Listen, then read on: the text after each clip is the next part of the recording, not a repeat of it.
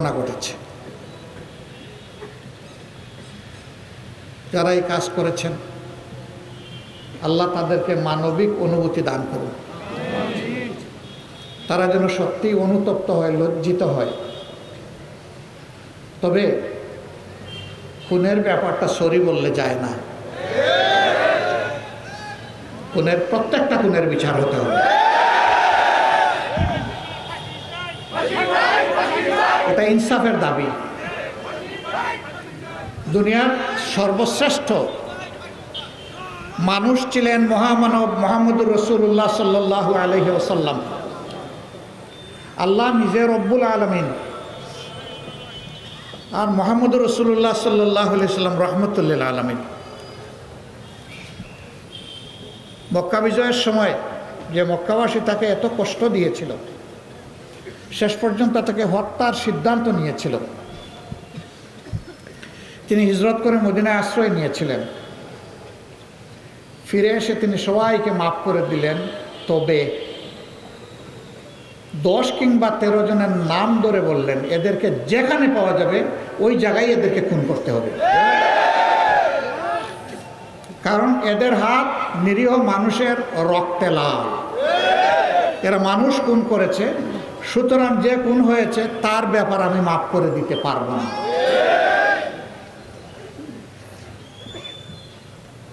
তিনি সারা সৃষ্টির জন্য রহমত। সেই মুহাম্মদুর রাসূলুল্লাহ সাল্লাল্লাহু আলাইহি সাল্লাম খুন মাফ করে দেননি, আমরা মাফ করে দেওয়ার কে?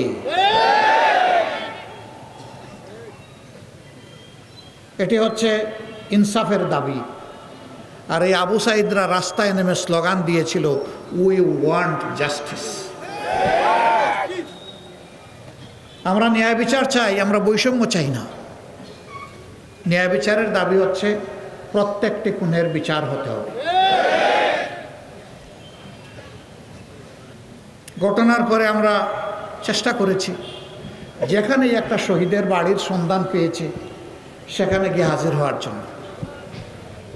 আল্লাহ আমাদের যেটুকু সামর্থ্য দিয়েছেন আমরা ওই সামর্থ্য নিয়ে তাদের পাশে চলে গেছি, এমনকি ধার দেনা করে চলে গেছি। কারণ জাতিকে যারা কৃতজ্ঞ করেছেন, ঋণী করেছেন, তাদের ঋণ সামান্য অর্থকড়ি দিয়ে পরিশোধ হয় না। তাদের ঋণ পরিশোধ হয় কলিজা থেকে বের হওয়া প্রত্যেকটা চোখের পানির ফোঁটা দিয়ে। আমরা শহীদদের বাবাদের কপালে চুমু দিয়ে কেঁদেছি, তারাও কেঁদেছে আমাদেরকে বুকে জড়িয়ে। আর আমরা তাদেরকে কথা দিয়েছি, আপনাদের সন্তানেরা যে কারণে জীবন দিয়েছে আমরা সেই কারণের লক্ষ্য অর্জিত না হওয়া পর্যন্ত আমাদের লড়াই অব্যাহত থাকবে। তারা কি চেয়েছিল? তারা চেয়েছিল একটা পরিচ্ছন্ন সমাজ, যেখানে চুরি চামারি অপরাধ থাকবে না, চাঁদাবাজি, লুণ্ঠন, ধর্ষণ, খুন চলবে না, নতুন নতুন আয়নাগর আর তৈরি হবে না, বরঞ্চ এটা হবে মানবিক বাংলাদেশ, মানুষের বাংলাদেশ, সৈন্যের বাংলাদেশ, বৈষম্যহীন বাংলাদেশ। এমন একটা বাংলাদেশ গড়ার জন্য আমরা কমিটেড। আমাদের 34,000 ভাই বোন এবং সন্তান তারা পঙ্গু হয়ে গিয়েছেন। আমাদের হিসাব অনুযায়ী 502 জন তারা 2 নয়ন গুলিবিদ্ধ হয়ে অন্ধ হয়ে গেছেন। আর দুনিয়ার সৌন্দর্য আর তারা দেখবে না। 700-র অধিক মানুষ এক চোখে গুলিবিদ্ধ হয়ে এক চোখ নষ্ট, আরেক চোখ রিস্কে পড়ে গেছে। 250-র মতো মানুষ যাদের মেরুদণ্ডে গুলি লেগেছে তারা এখন অবশ হয়ে নিজের ঘরে না হয় হাসপাতালের বেডে। কারো 2 পা অবশ, কারো 4 অঙ্গ অবশ। এরা এখন উঠে বসতে পারেন না। খাওয়া, পেশাব, পায়খানা, গোসল সব কিছু, নামাজ, এভরিথিং এখন তাদের বিছনায়। আজীবনের জন্যে তারা অসহায় হয়ে গেল। অথচ তাদেরও তো আমাদের মতো প্রাণচঞ্চল জীবন ছিল। তারা তো আল্লাহ ছাড়া কারোর উপর নির্ভরশীল ছিল না। আজকে তারা মানুষের উপর নির্ভরশীল হয়ে গেল। হাসপাতালে দেখতে গেলাম 8 তারিখ ঢাকা মেডিকেল কলেজে। এক পা নাই, এক হাত নাই, চোখ নাই, পায়ে লিজদারব লাগানো। বিছনার পাশে বসে জিজ্ঞেস করলাম, কেমন আছো তুমি? বলে যে আলহামদুলিল্লাহ ভালো আছি। সাবলীল গলায় বলে আলহামদুলিল্লাহ ভালো আছি। আমি অবাক। বলে তোমার পা নাই, হাত নাই, চোখ নাই, মুখ বিকৃত হয়ে গেছে গুলি পড়ে, তুমি ভালো আছো বলতেছো? অবশ্যই ভালো আছি। বললাম কিসের বলে তুমি এই শক্তি পাও? ওই যে জন্য রাস্তায় নেমেছিলাম, আমাদের লক্ষ্য অর্জিত হয়েছে। কি জন্য রাস্তায় নেমেছিলে? ওই যে দেশ স্বাধীন করার জন্য রাস্তায় নেমেছিলাম। কেন এটা স্বাধীন ছিল না? জিজ্ঞেস করে, স্বাধীন দেশ হলে আয়নাগর হয় কিভাবে? দেশ যদি স্বাধীন হবে তাহলে সারা বাংলাদেশে ছুপ ছুপ রক্ত আর খাড়ি খাড়ি লাশ কেন আমাদেরকে দেখতে হবে?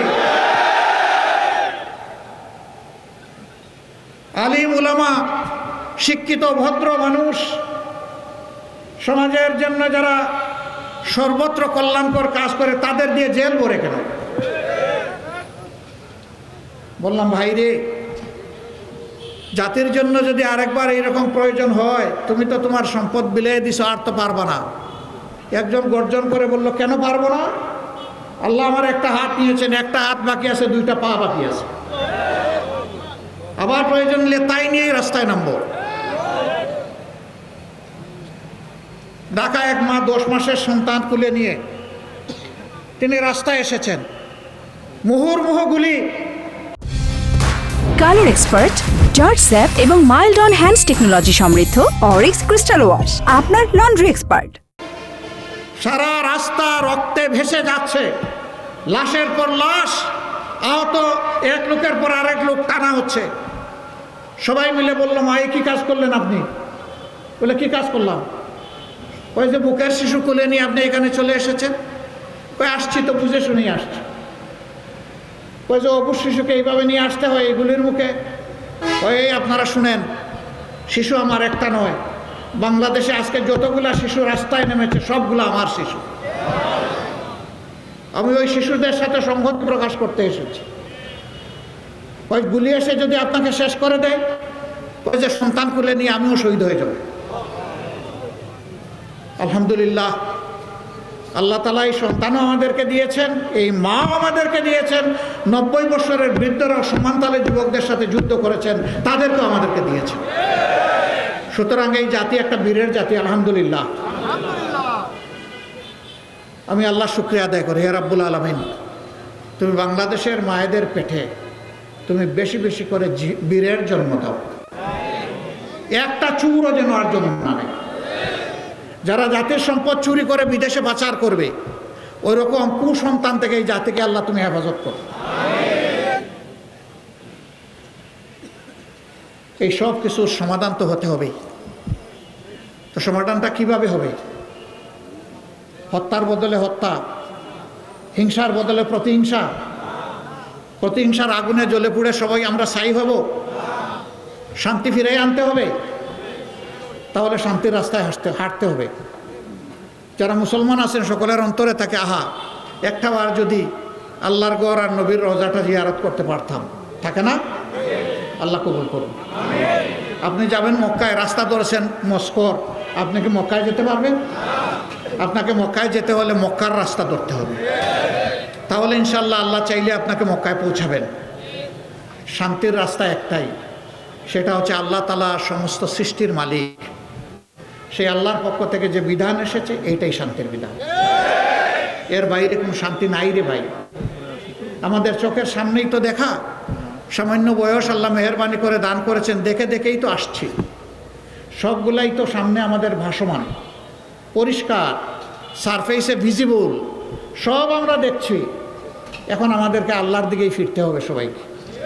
আল্লাহর কোরআনের দিকে ফিরতে হবে। আল্লাহর কোরআন কি মানুষের ক্ষতি করতে আসছে? মানুষকে মুক্তি দিতে আসছে, সম্মান দিতে আসছে, মর্যাদা দিতে আসছে। সেই কোরআনের পথে যে জাতি হাঁটবে তারা ভাগ্যবান হবে। এই পথ ছেড়ে যে জাতি হাঁটবে তারা সৌভাগ্যের অধিকারী হতে পারবেন না। তাদের অবস্থা হবে কড়াইয়ের উপরে জীবন্ত মাছ ছেড়ে দেওয়া হয়েছে ভাজার জন্যে।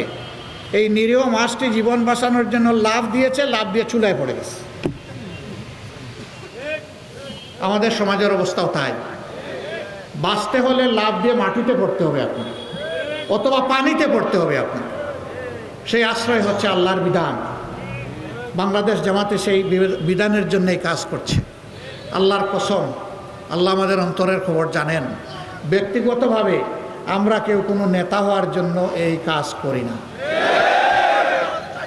আমরা করি দেশের মানুষকে একটু সেবা যদি করতে পারি, এইটাই মনে করি যে আল্লাহর পক্ষ থেকে আমাদের জন্য অনেক বড় নিয়ামত।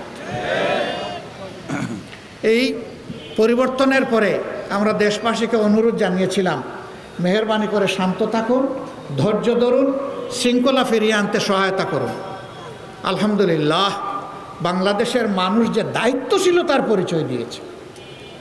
দগদগে ঘা, খত, শহীদের লাশ, চতুর্দিকে রক্ত তখনও তাজা ভাসছে, হাসপাতালের মর্গগুলো লাশের স্তূপ। সেই অবস্থায় দেখা গেল না, কোথাও কারো জীবনের উপরে কাউ হাত দিচ্ছে না, ইজ্জতের উপরে হাত দিচ্ছে না, সম্পদের উপরে হাত দিচ্ছে না। বাংলাদেশের মানুষ দায়িত্বশীলতার পরিচয় দিয়েছে। যারা বিদায় নিয়েছেন তারা বলেছিলেন, এই দল যদি ক্ষমতা থেকে চলে যায় তাইলে 2 দিনে 5 লক্ষ মানুষকে খুন করা হবে। বাংলাদেশের 5 লক্ষ মানুষ খুন হয়েছে? 5 তারিখ, 6 তারিখ, 7 তারিখ হয় নাই। কেন হয় নাই? তারা খুনি হতে পারেন, কিন্তু এই জাতি খুনি নয়। এই জাতির জ্ঞান আছে। এই জাতির মানুষ তার দেশকে, তার মাটিকে, তার মানুষকে ভালোবাসে, সম্মান করে। তারা তো চেয়েছিলেন লক্ষ লক্ষ মানুষ খুন করে হলেও তারা তাদের গদিটা টিকিয়ে রাখবেন। আল্লাহ তাআলার ভাষা বলে আমি বিদায় নিচ্ছি। কুলিল্লাহুম্মা মালিকাল মুলকি তুতিল মুলকা মান তাশা ওয়া তানজিউল মুলকা মিম্মান তাশা ওয়া তুইজ্জু মান তাশা ওয়া তুযিল্লু মান তাশা বিয়াদিকাল খায়র ইন্নাকা আলা কুল্লি শাইইন কাদির। আল্লাহ তাআলা বলছেন, ক্ষমতা দেওয়ারও মালিক আল্লাহ, আর জালিম হলে কেড়ে নেওয়ার মালিকও আল্লাহ। সম্মান দেওয়ারও মালিক আল্লাহ, সম্মান কেড়ে নেওয়ার মালিকও আল্লাহ। রাজনীতি যারা করেন তাদের কাছে আমার বিনীত অনুরোধ, ভাই, বন্ধু, সন্তান, দুস্থ, মেহেরবানি করে শহীদের রক্তের প্রতি সম্মান দেখান। ত্যাগী, আমাদের আহত, আমাদের পঙ্গু ভাই বোনদের প্রতি সম্মান দেখান। সমাজ বিরোধী কোনো কাজ করবেন না মেহেরবানি করে। চাঁদাবাজি মেহেরবানি করে করবেন না। দখল বাণিজ্য করবেন না। মানুষের উপর জুলুম করবেন না। মামলা বাণিজ্য করবেন না। ঘুষখুরি করবেন না। মেহেরবানি করে ছেড়ে দেন। আল্লাহ আপনাদের ইজ্জত বাড়ায় দেবেন। আল্লাহ আপনাদের রিজেকেও বরকত দিবেন। আল্লাহ আপনাদের হায়াতেও বরকত দিবেন। আর যদি এগুলো অব্যাহত রাখেন তাহলে জেনে রাখুন, আমরা শহীদদের রক্ত ছুঁয়ে শপথ নিয়েছি, এই জঞ্জালগুলা সমাজ থেকে নিশ্চিহ্ন না হওয়া পর্যন্ত আমাদের লড়াই অব্যাহত থাকবে।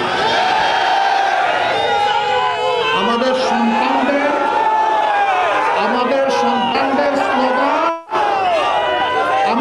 সন্তানদের স্লোগানই হচ্ছে আমাদের স্লোগান।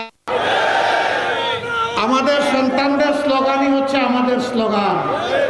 আবু সাইদ মুগ্ধ, শেষ হয়নি যুদ্ধ। আমাদের এই যুদ্ধ সমাজ পরিচ্ছন্ন না হওয়া পর্যন্ত অব্যাহত থাকবে ইনশাআল্লাহ। তাই আসুন, একটি মানবিক বাংলাদেশ গড়ার জন্য আবার আমরা আল্লাহ তাআলাকে সাক্ষী রেখে শপথ নেই যে, হে রাব্বুল আলামিন, আমরা একটা মানবিক বাংলাদেশ গড়ব ইনশাআল্লাহ। সবাই রাজি আছেন? এই কাজে জামাতে ইসলামীকে যদি দেখেন জামাত পথে আছে, সঠিক পথে আছে, মেহেরবানি করে আপনারা আমাদেরকে একটু ভালোবাসবেন, পরামর্শ দিবেন, অন্যায় করলে সমালোচনা করবেন এবং যথাযথ ক্ষেত্রে পরস্পরকে সহযোগিতা করবেন। আমরা এই জাতিকে ঐক্যবদ্ধ দেখতে চাই, আর টুকরা টুকরা জাতি দেখতে চাই না। সারা জাতি ঐক্যবদ্ধ হয়ে ইনশাআল্লাহ আগামীর সকল চ্যালেঞ্জ এবং ষড়যন্ত্র মহান আল্লাহর পর ভরসা করে আমরা মোকাবেলা করব। এখানে ছাত্র যুব সমাজ তোমরা যারা আছো, তোমরা আমাকে মেহেরবানি করে বুড়া মনে করবে না, আমিও কিন্তু যুবক।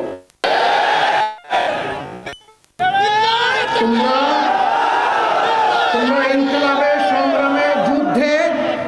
অনাচারের বিরুদ্ধে প্রতিবাদে যেখানে যাব সেখানে তোমাদের সাথে আমি থাকবো ইনশাআল্লাহ। ইনকালাব জিন্দাবাদ, বাংলাদেশ জিন্দাবাদ, বাংলাদেশ জামাত ইসলামী জিন্দাবাদ। আসসালামু আলাইকুম ওয়া রাহমাতুল্লাহ।